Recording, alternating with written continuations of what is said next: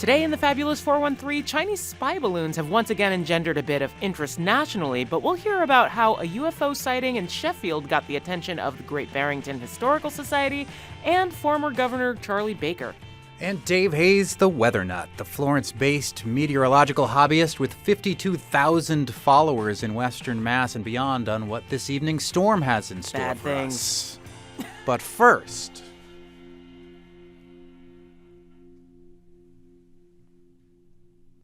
John W. Olver, born on a cattle farm in Honesdale, Pennsylvania, a 15-year-old graduate of his high school who went on to study chemistry at Rensselaer, Tufts, and MIT, who became a chemistry professor at the University of Massachusetts Amherst, and who would then leave academia to run for office. His obituary reads, Dateline, Amherst. A workhorse, not a show horse, is what John W. Olver's campaign called him in a phrase that closely matched his unflashy but solidly productive political career. Olver, who served both chambers of the Massachusetts legislature and the United States House of Representatives for a total of 44 years, died on February 23, 2023 at age 86 at his home in Amherst. The obituary continues, much admired by his constituents and colleagues for his intellect, broad vision, hard work, and attention to detail. Olver devoted himself to progressive causes and to supporting progressive candidates. Joining us are two of those candidates that he supported and whose careers were launched out of his offices, as well as a well-known author and friend who also helped to corral some of these well-known legislators that join us today. Former Northampton Mayor David Narkewicz, who was mayor for about 10 years in the city of Northampton between 2011 and early 2022. Massachusetts Representative Natalie Blais from the 1st Franklin District, elected in 2018, and the well-known author Patricia Lee Lewis, who, according to her bio, spent much of her life as an advocate for women, for civil rights, for peace, for a healthy environment, and for small farms and rural community, as well as the arts, and all of whom were aides to and friends of the late Representative John Olver. First of all, thank you all for coming in, and I'm sorry for your loss. Thank you also very much, Monte. Let's start with John Olver as a legislator. When you think back at your time, and I'm speaking to the elected or formerly elected members here, David Narkewicz and Natalie Blais, when you think about John Olver as a legislator, what is something that you'll remember most about him or inspired you most about him, Natalie Blais? John Olver was the most unlikely of politicians, but he was so effective in what he did every day because it was never about John. It was always about his constituents. It was about the communities that he served, and you felt that authenticity when you talked with him. Is that what was unlikely about him? Because the whole workhorse, not a show horse type of thing, and that's rare, or? Well, you just don't. When you meet him, you would just never expect that he would be an elected official. And he was so smart. Not saying that politicians aren't smart. Although I know a few. We've had some questions as of late for reasons. Yes.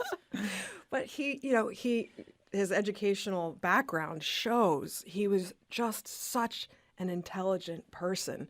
And what he brought to the position with that intelligence was a deep desire to really dig deep on any issue that came before him, to fully understand it, to tease it out, to turn it inside out, so that the solution that we came to was always the very, very best. And it brought as many people to the table as he possibly could so that you were able to move it across the finish line. He identified who those stakeholders were, and really did an extraordinary job of bringing people together. What about you, former Mayor David Narkewicz? When you think of John Olver as a legislator, what are some things that you'll remember about him? Yeah, I mean, I agree with Natalie and, sort of the anti-politician. I'd worked on the Hill prior to working for John, and I'd worked for several other members of the House, and he was definitely, unlike any member of Congress I'd worked for, but definitely as smart as any of them and as dedicated and and just his commitment to the issues and his willingness to take tough stands long before many other, whether we're talking about, gay rights or abortion or anti-war. I mean, he was, so I heard someone use the term like uncorruptible. Like he had his views and there was nothing that was going to change those.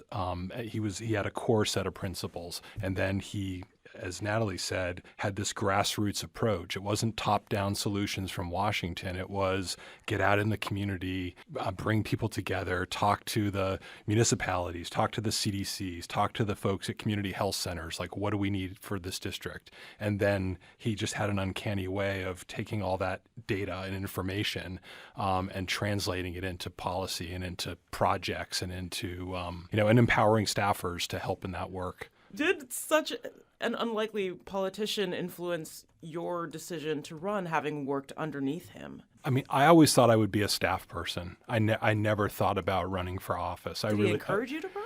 I think he encouraged all of us to meet our potential and to not think of politicians in sort of he used to laugh when the term, he's not a blow-dried politician because, John was somewhat follically challenged. So I know the feeling. He'd get a good laugh out of that one. Yeah.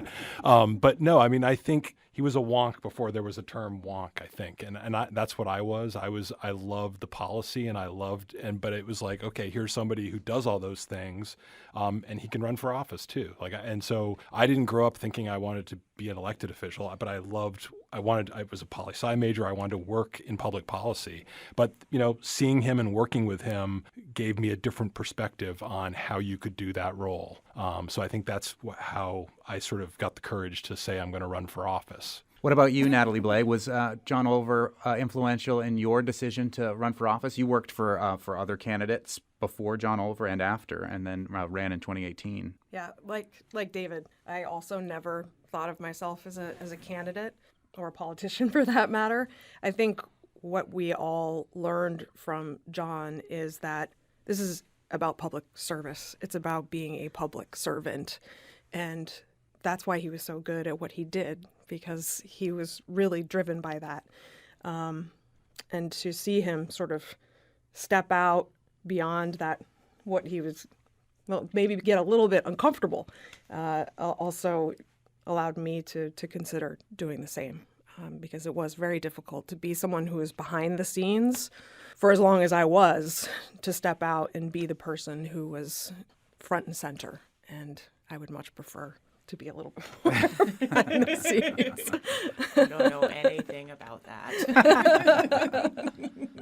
We're speaking with former Mayor of Northampton, David Narkewicz, Representative Natalie Blais from the 1st Franklin District, and Patricia Lee Lewis, all of whom worked for the late Congressman John Olver, who passed away late last week at age 86 at his home in Amherst. He was a member of both chambers of the Massachusetts General Court, as they call it, on Beacon Hill, as well as a U.S. House member, until his retirement and the subsequent redistricting that made it possible for Jim McGovern then to be part of the representation in this part of the 413, as we like to call it. Patricia Lee Lewis, not only did you work for him in his office, but you were a lifelong friend up until his passing just last week. Tell us about who John Olver was as a man. Well, David and Natalie have really told the truth about him. He was pretty much who he was on the outside and the inside. He was always extremely strategic person, I would say. Yeah. I met John and Rose, his wife, in 1968 when he was... I was just brand new in Northampton with a family and very much protesting the Vietnam War. And John was too, and he was going to run for the legislature. So I went down to his little office on Main Street in Northampton and picked up posters, as we did in those days, and found the bulletin boards. So that's how we got to meet, was putting our shoulders to the same wheels, I would say. Rose, when we were starting Every Woman's Center at the university in 1972, Rose was one of the very first faculty people to walk in. She was from Amherst College, certainly the first one from Amherst, and offer her help. John was very supportive of all the work that we did. Rose and I served on the Governor's Commission on the Status of Women, and John would always want to know what we'd done. Mrs. Dukakis was the governor then. So it was over years. I was working in small farms, women in agriculture kind of issues, and rural economic development. We started Hilltown Community Development Corporation, for example. So I was a grassroots politician, you might say, organizer, advocate for certain things that John was always for, like the APR, the Agricultural Preservation Restrictions. That was a very big deal. And kind of groundbreaking for its time, right? It was groundbreaking. Yeah. And he was for, of course, the bottle bill, but he also was for things like direct marketing that small farmers could do, and I was very much involved with that, whereas a lot of the farmers, big farmers, thought it was a kind of communist plot that we should do such things, and it was not These farm fair. shares, I don't understand how that works. Exactly. Thank God they've changed their minds about that now, but this was a long time ago. So one night I was working at the Hilltown CDC. We had no staff yet, and I was trying to write a grant. It was like 10 or 11 at night. And anybody who ever worked for John will understand that it didn't matter what time of day or night it was. If John needed to talk to you, you would just be glad to talk to him. He did not have any boundaries whatsoever. And so I picked up the phone. We were in Town Hall in Chesterfield at the time. I can do the voice. Patricia. Yes, exactly. And he would always introduce himself, no matter after 40 years. Patricia, this is John Olver. Who on earth else could he possibly be? And he said, I'd like for you to think about running for county commissioner. I said, well, tell me about what is a county commissioner, And he said, John Garvey was going to be sheriff, and he had been a county commissioner, and there was going to be a special election, and there'd never been a woman county commissioner in 325 years. And he wanted somebody to represent the rural communities, and he knew that's what I would do. And he said, this is the strategic part. He said, and I'm a state senator, and you would be a county commissioner, and Mount Tom is both state and county. And we could work together to get that, So I realized I was just another pawn in this wonderful game of getting things to work that should work, and said, well, I'll try. And sure enough, I won. And we really did work together on a lot of wonderful things. But, I loved the work. I'm like you two. I loved the work. I didn't love the great fundraisers and things, and I know he didn't either, but I was delighted some years later when he asked me to become his first economic development director when he got elected to the Congress. And it was because of this work with our small communities, and then the district director. And I just have to tell you, one of my best things I ever did was help him hire David Narkewicz to work on his staff on the economic development team. So, yeah, he as a man, was entirely unpredictable in so many ways, because his energy you would think the person must nearly be dead, of exhaustion. And here he would come with this project. But he also was incredibly personal. My son died actually 47 years ago today, so it's a little bit of a tough time for me right now. But my other two children and I were living on State Street then. It's 1976. And John just came over. He just came over, knocked on the door, came in. I don't know what time of night it was. I was still sitting on the sofa all by myself and watching the fire, and he just sat in a rocking chair, and he just sat there with me. And that was not an unusual thing for John to do. He just had a feeling. You wouldn't think he would have a great deal of empathy, because he was sometimes extremely blunt.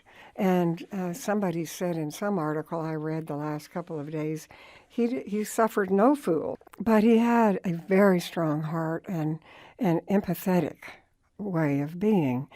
When Rose died, His wife, John Olver's wife. When his wife died in 2014, I was already very close to their daughter, Martha, who is now 53.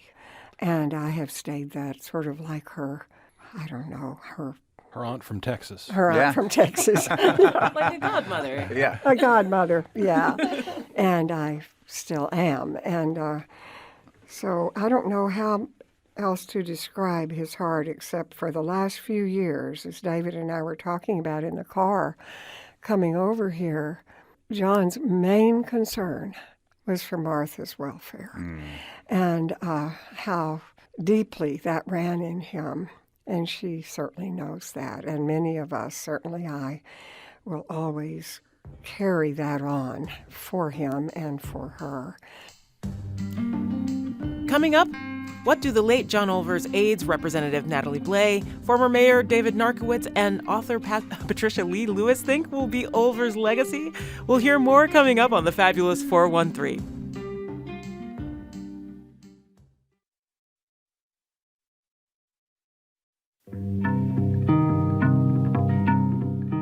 A truly huge man.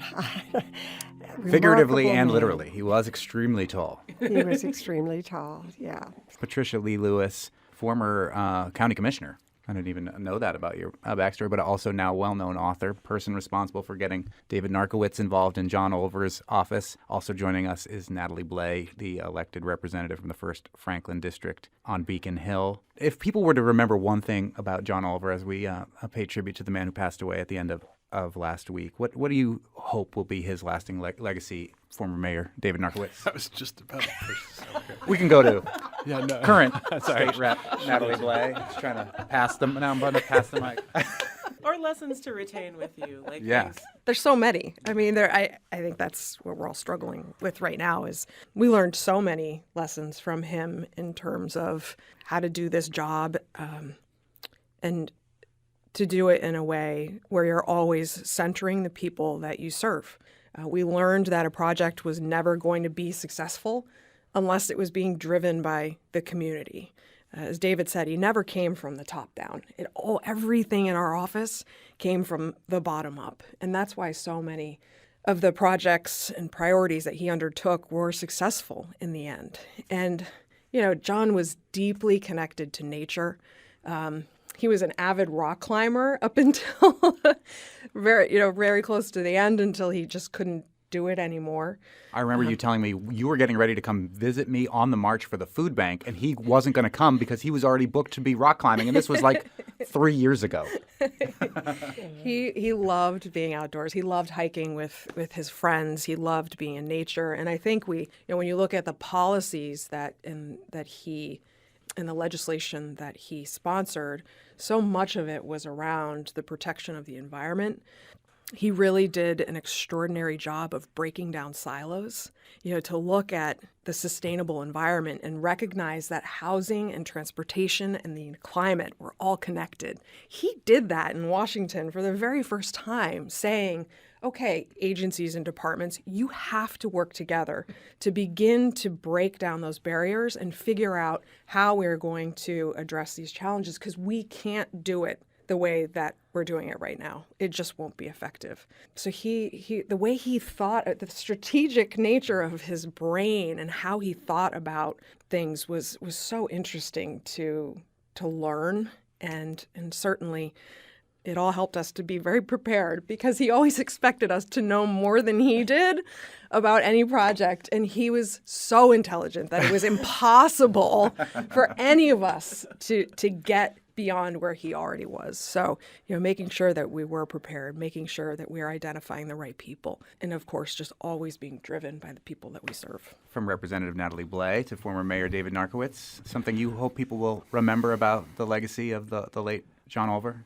Yeah, I mean, I several of the stories I've read that just, his fingerprint, his imprint is sort of everywhere throughout Western and Central Massachusetts. And I think he He wasn't somebody that was trying to get attention for himself. I mean, there's some stuff named after him, but that was not something he sought or did it for that reason. I just think he was in public service for all the right reasons. He cared deeply about his country and about the communities that he represented. He cared deeply about issues. I think he thought the country could do better in so many ways, whether it was, poverty or education or preserving the environment or better transportation system.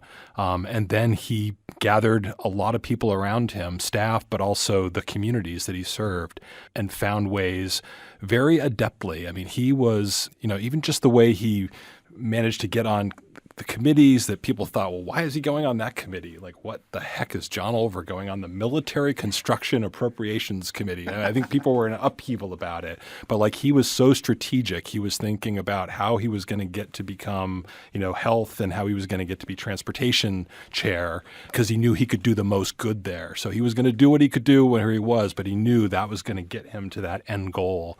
And then leveraging his power on behalf of the people that sent him there.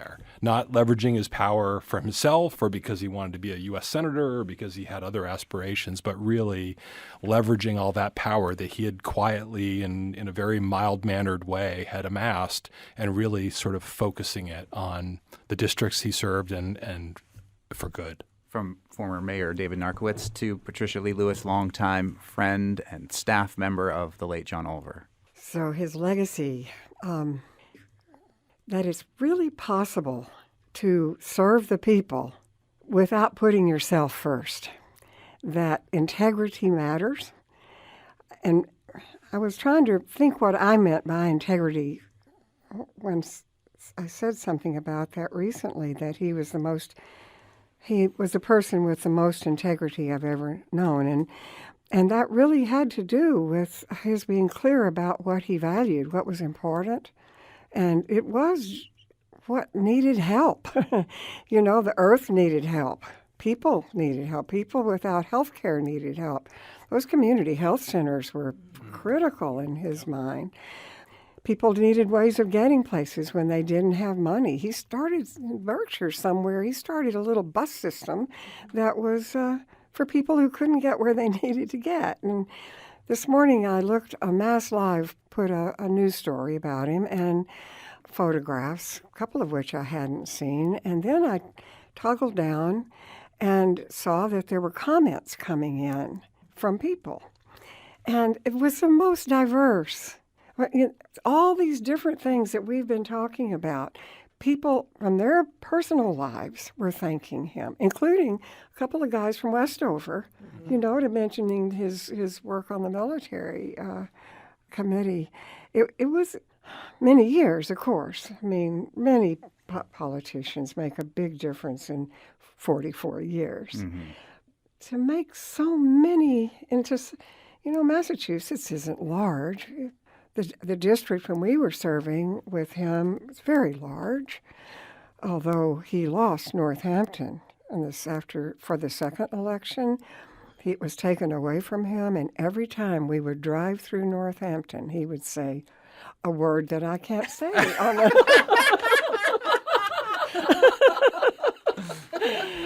Really upset him. That was something he lost. But that idea of being who you are, he was an introvert. He was not an extrovert. I remember going in fundraisers with him, Bill Newman's house one time. Who? No, I'm just kidding. Head of the Western Mass Office of the ACLU and former co-host of a show that I love you, Bill Newman. Wow. And there must have been like 100 people in their house. And John just walked in and walked to the next room and didn't say hello to anybody. he was thinking about something. So that kind of, since it's genuine, without artifice, intelligent, with a great sense of what is important in this world and the willingness to go after it. That's the kind of legacy.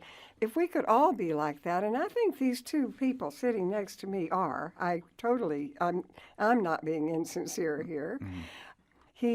He fostered people like himself who were genuine carers. That's the legacy, I think. I think his arrest record speaks to that as well. Yeah, he was arrested several times protesting outside For of good the... causes each time. Yes. Good trouble, as they would say. That's right. That's right. Patricia Lee Lewis, Representative Natalie Blais, and former Mayor David Narkewicz, thank you so much for coming in today. I'm sure it's been tough, the loss of your friend and colleague and mentor on the passing of Representative John Olver, who passed last week at age 86 at his home in Amherst. Thank you so much. Coming up, Chinese spy balloons may have started another UFO craze nationally, but we'll hear about how UFO sighting in the Berkshires got the attention of the Great Barrington Historical Society and former Governor Charlie Baker. Plus, Dave Hayes, the weather nut on tonight's storm, all coming up in the Fabulous 413. To boldly go where no man has gone before. Hampshire College astronomer, Dr. Salman Hameed, Mr. Universe. Years and years ago on my first show, On the River, I was talking about astronomy and my love of amateur astronomy. Not a science that I was into as a child, but I read A Brief History of Time, and it changed my whole perspective on science and science education and opened up my mind in a way that has been really exciting over these last few decades. And I said something wrong or stupid on the radio about the world of outer space, and you reached out to me and said, hey, I'm an astronomer from Hampshire College. You got that wrong. And I said, let's get together and talk about astronomy for the radio. And that forged a nearly 2 decades long conversation about astronomy. And we're here at your kitchen table in Amherst, surrounded by beautiful photos of the rings of Saturn and the surface of the moon. Mars. Oh, yes, sorry. That's See, Mars. there you go. That's a correction. See, my first mistake already on the new show. It's red. I should have known it was Mars. I would love these conversations to continue because what you do so well is you are a science educator. So before we get into the meat and potatoes of what we're going to talk about specifically in regards to astronomy and one of our favorite topics, aliens, tell us a little bit about yourself. Well, so I grew up in Pakistan, in Karachi, big city. So this is different from being in Western Massachusetts, certainly. And so I came here for my undergraduate. I got into astronomy because of Carl Sagan's Cosmos. Yeah. There are, in fact, 100 billion other galaxies, each of which contains something like 100 billion stars. It was shown in Pakistan in 1984. I was in 9th grade. And just that first episode just blew me away, right? And I was like, okay, I want to be an astronomer. As it turns out, it takes a long time after that. So I came here. You can't just watch the complete series Cosmos and then be an astronomer. Although a lot of people now think that you can actually watch YouTube videos and you become an expert. But anyway, as it turns out, that is not the case. And I came here, and since I was coming from Pakistan, and there aren't not that many astronomers in Pakistan or opportunities for astronomy, so I came here for computer science. Or I should say, and here is my air quotes, computer science, because... Is that what you told your family? That is exactly what I told my family. And to be frank, I didn't know if I would like it or not, right? I mean, actual astronomy, research astronomy can be different, but I loved it. And so I was in New York, I was in Stony Brook, and then I went to graduate school to New Mexico, and my research for my PhD was as mainstream astronomy as possible. I looked for how stars form in spiral galaxies. And That's what your thesis was in. That was my thesis, and I used telescopes in Chile, in New Mexico, in Arizona, in Hawaii, in the Spanish Canary Islands, so loved it. And then for my postdoc, I actually came here to the Valley. It was a joint position between UMass Amherst and Smith College. So it was a fellowship of 5-college astronomy department fellowship. And they asked me to develop a course on astronomy and public policy. And I had never been to a liberal arts college. I went to public schools. And in fact, I remember, and at that time, I don't know if it was Google or Yahoo maybe, or whatever it was, search engine. Ask Jeeves? I actually had to literally search for, what is a liberal arts college? Yeah. Because in Pakistan, we're not familiar with that. And here I wasn't. And I was in astronomy department. I mean, we didn't want to talk to physicists. Like, when I was in grad school, like, hey, we are astronomers. We don't talk to anybody outside our field. And so being in liberal arts college, being at Smith, that was life-changing because suddenly you're talking to people who are like really interested in other fields, and that led to my interest in interdisciplinary work. And just fortunate that when I finished, I was 4 years I was at Smith and UMass. that I got a position at Hampshire College. That position was an endowed position, very broad. It was like integrated science and humanities. That allowed me to teach courses that are don't follow a specific sort of like discipline. And I developed a course called Aliens, Close Encounters of a Multidisciplinary Kind, where we talk about sort of like all different aspects of how people think about aliens, from history, because people have been making claims about UFOs, to religion, because there are some people who believe sort of like in UFO religion, UFO abductions, and also search for life in the universe. But my research moved more in the direction of science and society. And a lot of my work is in how, especially in Muslim societies, how people think about modern science. And I used biological evolution as sort of like as a probe to think about these things. But astronomy has always stayed close. I've been connected with you as well in terms of popular astronomy. I've been connected with Pakistan as well in terms of popular astronomy. You're like the Carl Sagan of Pakistan right now in some ways, because you have like a web series in Urdu that is communicating science in the same and astronomy in the same way that Carl Sagan was doing it in English and that you saw in Karachi in the 80s. Hello कायनातीज़, आजकल हमारे solar system या हमारे निज़ाम शमसी के अंदरून की तरफ एक comet.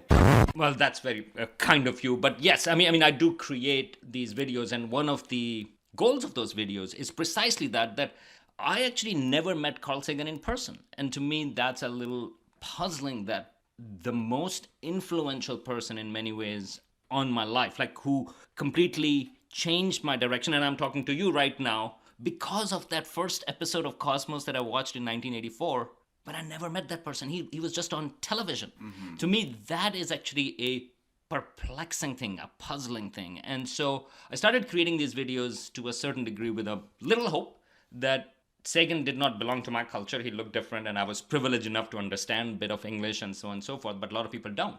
And so they can see somebody who's like them and think, hey, he can do PhD, so can I, kind of a thing. And so that's where sort of create these videos. And also, we are also now broadening the same video aspect, and we'll be creating actually videos for in collaboration with International Astronomical Union. The people that killed Pluto. Yeah, I know. I cannot, in those videos, I don't think I'm collaborating with them. I think I'll have to be careful. I will have to censor myself. Because they voted to kill Pluto as a union of astronomers, saying, not without total just cause, Pluto is smaller than our moon, right? It doesn't clear its own orbit of debris given its gravitational pull. I at least know that. Okay, this is a longer conversation which we will have, but I should mention that in Fabulous 413, Pluto is a planet. Okay, cool.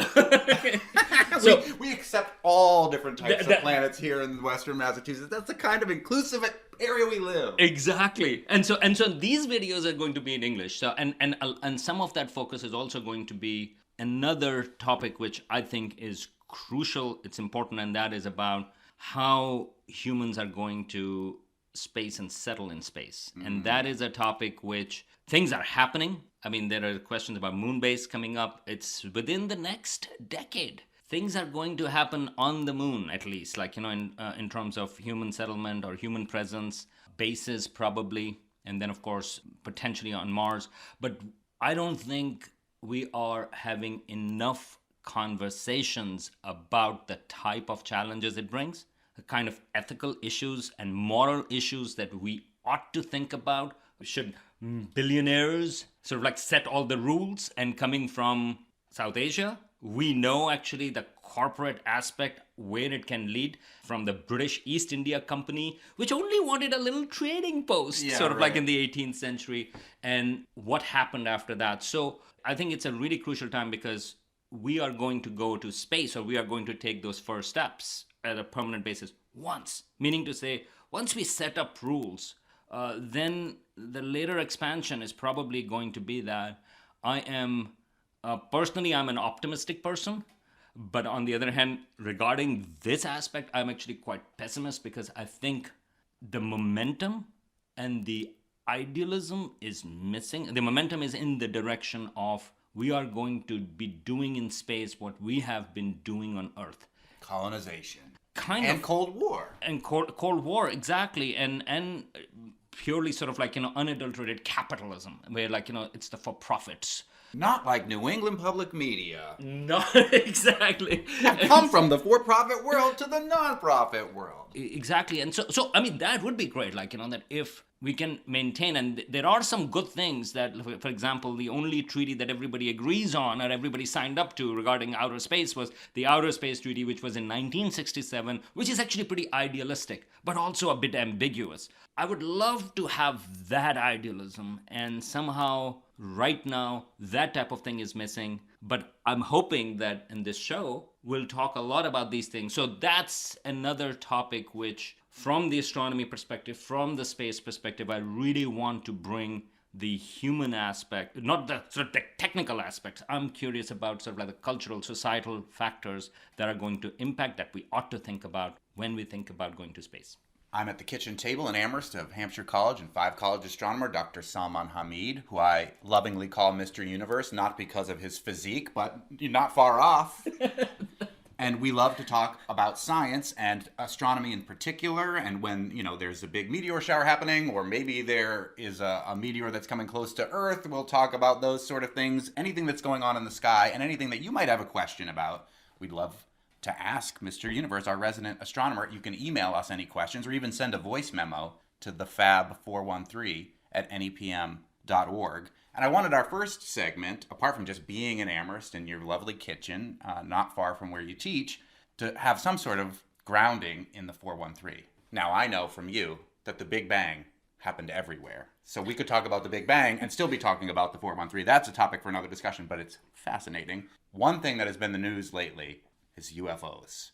The United States, with an F-22, I believe, out of Westfield, shoots down a Chinese balloon, and then all of a sudden, several days later, all of these other UFOs are getting shot down over Canada, over the United States, and aliens starts trending on Twitter. Aliens is one of our favorite topics.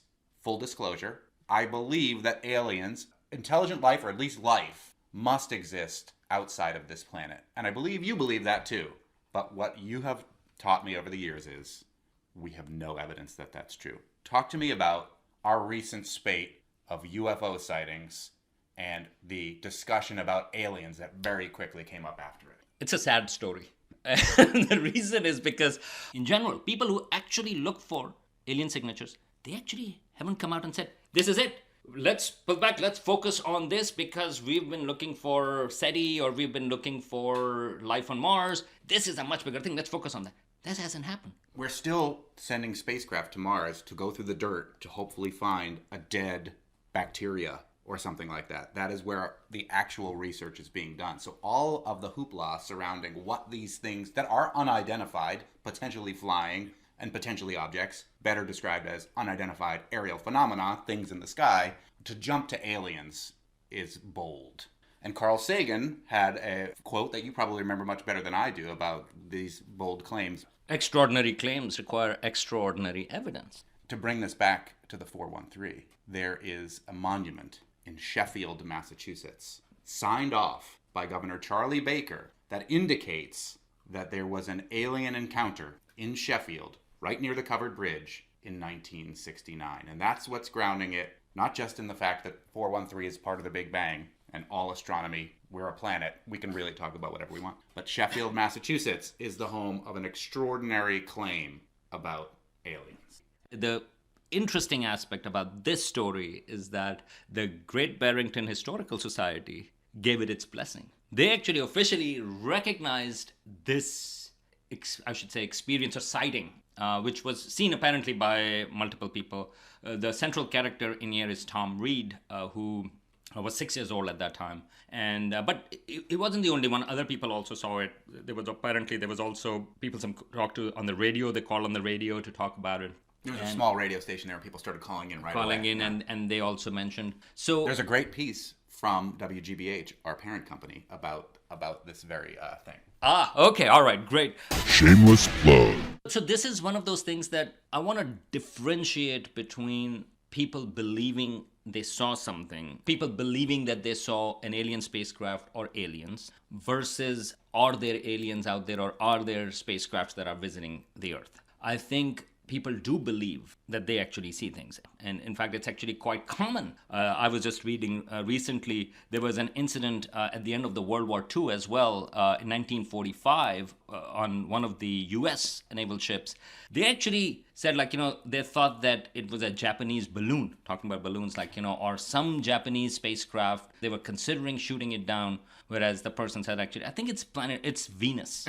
So don't try to shoot down Venus. Right. So, but this is one of those things that if you are in a little bit of a mode of hysteria, then you start seeing other things and it can impact. So September of 1969, when this UFO incident happened, this was a few months after moon landing. So you can imagine sort of like, that aspect coming in as well. So the common themes in these type of things is about, and this was also mentioned with the Great Barrington Historical Society, that said, like, that it was credible, and a lot of people saw that, and we believe it, that this actually happened. But that is not how science works. That is not enough, especially for something, a claim as big as aliens, to say, this is it, right? So you can be a Nobel laureate, and you come out and say X. You don't have to. Or maybe Q. Or Q. You don't have, that's right.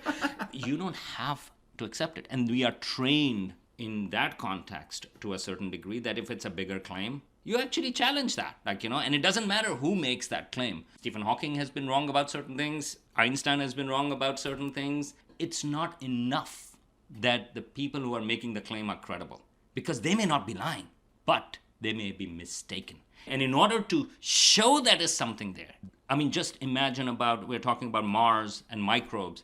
You don't just say, oh, I don't know, this looks kind of like a microbe, why not? Because I want to believe in it. I mean, it's not that scientists don't want to believe that there is life, but we want to be sure, especially because if you want to believe in it, you have to be even more skeptical. You are not being fooled. There is that fine line, Hampshire College astronomer Dr. Salman Hameed, Mr. Universe, between faith and science. And part of the interdisciplinary things that you teach have to do with those perspectives. And we're not trying to say that this person in 1969 didn't see something, that those people in Sheffield didn't see something. All you're saying from the scientific perspective is, that's great, you had an experience, maybe there's a monument there, perhaps don't get the governor to sign off that it was aliens, because that becomes problematic. Don't get the Historical Society to sign off to say it was aliens, because there's no proof that it was aliens. There's a claim. People have all sorts of claims about things that they see, things that they believe from a religious perspective or not. All that's well and good. That's not science.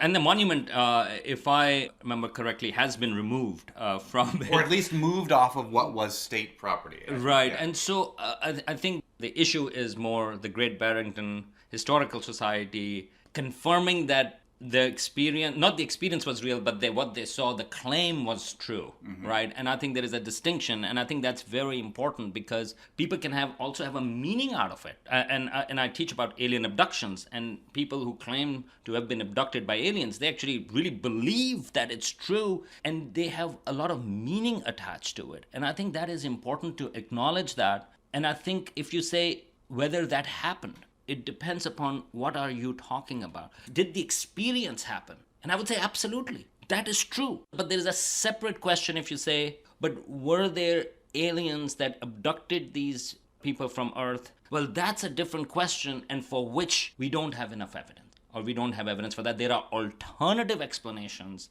that are simpler.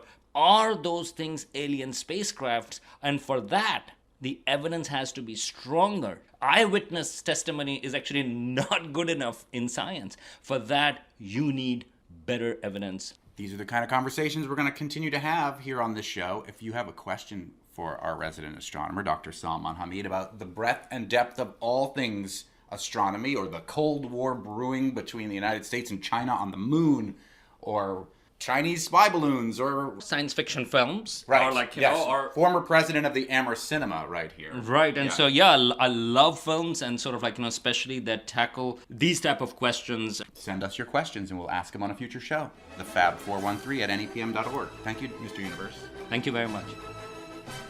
Bob Krull, the current executive director of the Great Barrington Historical Society, gave us a statement on the controversial alien sighting monument. He writes, If you haven't seen the Netflix program Unsolved Mysteries, the Berkshire County UFO incident, I suggest you do so. It is a very informative program that highlights the reported events of September 1st, 1969. The Great Barrington Historical Society has no affiliation with the monument in Sheffield. As to the events of that day, we have documented some of the reports that suggest that something unusual occurred that day. Exactly what remains an unsolved mystery. Coming up, we shift from meteor showers to snow showers. We'll talk 4-county forecast with the 413's favorite armchair meteorologist, Dave Hayes, the Weather Nut.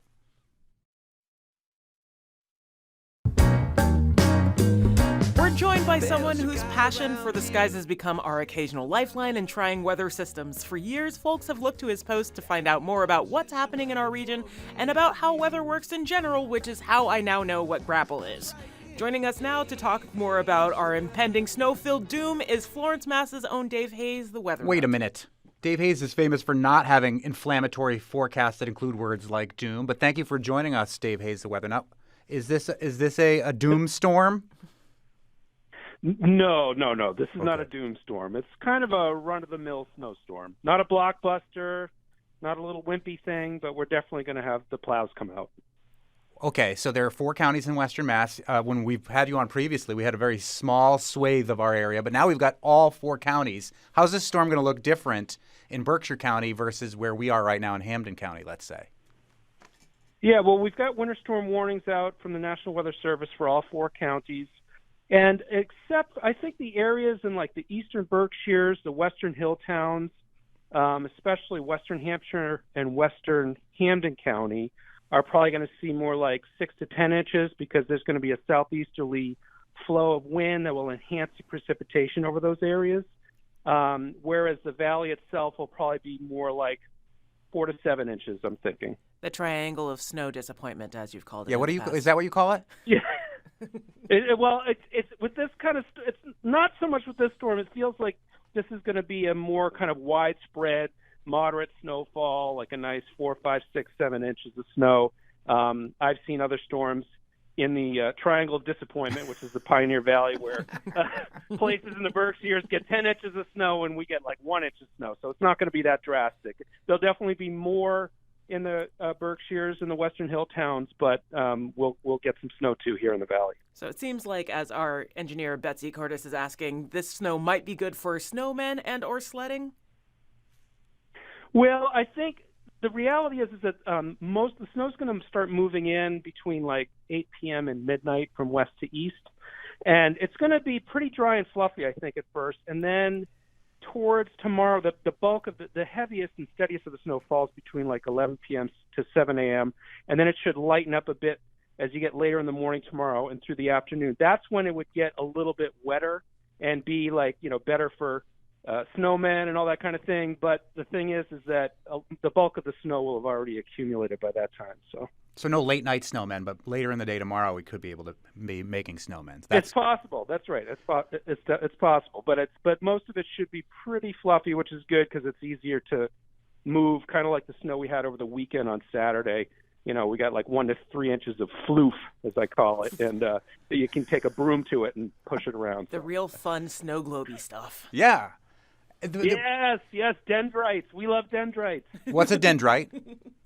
Weather nerd. Dendrite is just it's a type of snowflake, and dendrites are basically like the really ornamental crystals. If you look at them close, they're kind of like the 3-dimensional snowflakes. There's other things like plates and columns, which are more flatter. They don't stack up as quick. The dendrites stack up really fast.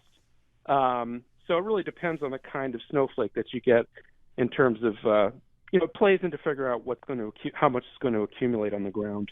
Dave Hayes, the Weather Nut, has 52,000 plus followers on Facebook. He's also on other social medias. He is funded by you, our listeners, and the people who want to keep his forecast going. You can support his forecast at westernmassweather.com. And this Thursday, you can watch Khalees and I interview Dave Hayes, the Weather Nut, for Connecting Point on NEPM TV at 7:30. We get to talk to him about his music, and you get to hear me play guitar very badly. I think it's great. Well, thank you, Dave Hayes, the Weather Nut, for giving us an update on the storm. We may need to call on your services again tomorrow. We'll see.